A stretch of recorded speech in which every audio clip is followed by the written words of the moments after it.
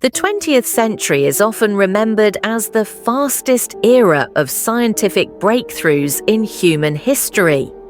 In just 6 decades, humanity went from the shaky flight of the Wright brothers' plane, covering only a few hundred meters, to the breathtaking moment Neil Armstrong set foot on the moon. Achievements once thought impossible became reality. But behind those triumphs lay sweat, tears, and, tragically, the blood of pioneers. War was the strongest catalyst for scientific progress. Leaders believed that only by giving engineers and scientists every possible resource could they hope to defeat their enemies. Out of that belief, the world witnessed unprecedented leaps. Alan Turing and his early computer breaking the Enigma code, Robert Watson-Watt's development of radar, or Oppenheimer's atomic bomb ending World War II.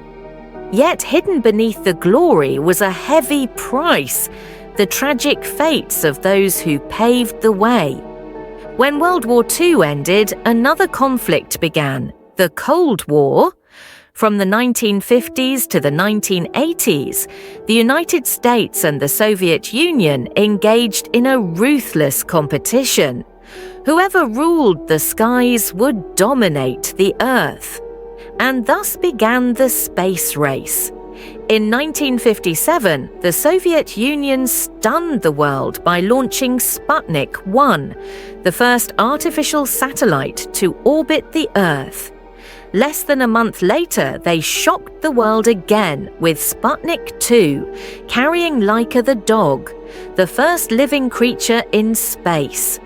In response, the US launched Explorer 1 in 1958, and that same year founded NASA. From that point, the race escalated. The Soviets surged ahead. In 1961, Yuri Gagarin became the first human to travel into space aboard Vostok 1. In 1963, Valentina Tereshkova became the first woman in space.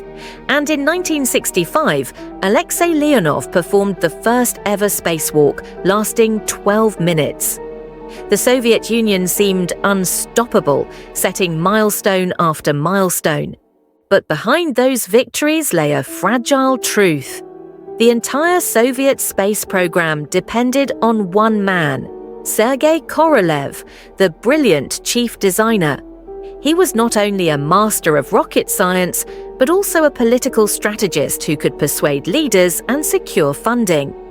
It was Korolev who put Gagarin into orbit, Korolev who gave the USSR its cosmic dominance. But in January 1966, Korolev suddenly died during surgery. His death sent shockwaves. Without him, the Soviet space program fell into disarray. His successor, Vasily Mishin, was competent, but could not shoulder the immense legacy Korolev had left. Projects became tangled, budgets shrank, yet the government still demanded that the USSR keep pace with America. Under this pressure, the new spacecraft, Soyuz, was forced to launch despite glaring technical flaws. And so began the tragedy of Soyuz-1. The chosen cosmonaut was none other than Vladimir Komarov, a veteran test pilot who had guided many cosmonauts safely to orbit. Komarov knew Soyuz wasn't ready. He understood this mission was a death sentence, yet he accepted it. Why? Because he feared that if he refused, the government would send Yuri Gagarin, his closest friend, instead. Komarov chose to sacrifice himself to protect his friend. On April 23, 1967, Soyuz-1 launched from Baikonur. Almost immediately, problems appeared. One solar panel failed to deploy, leaving the spacecraft critically short of power. Communications with ground control were unstable. Alone, Komarov struggled in a faulty craft. Plans to launch Soyuz-2 for a rescue had to be cancelled due to bad weather. Each moment of contact with Earth gave Komarov hope, but hope soon faded. Determined, Komarov attempted to pilot the spacecraft back to Earth, a desperate move never tried before. But fate was cruel. As Soyuz1 re-entered the atmosphere, its parachute system failed. The main chute didn't deploy, the reserve chute became tangled. The capsule slammed into the ground at over 140 kilometers per hour and exploded on impact. Vladimir Komarov, the Soviet hero, perished in flames. He was given a state funeral, posthumously honored twice as a hero of the Soviet Union. But those medals could not hide the truth. Komarov died because of a mission rushed by politics, not readiness.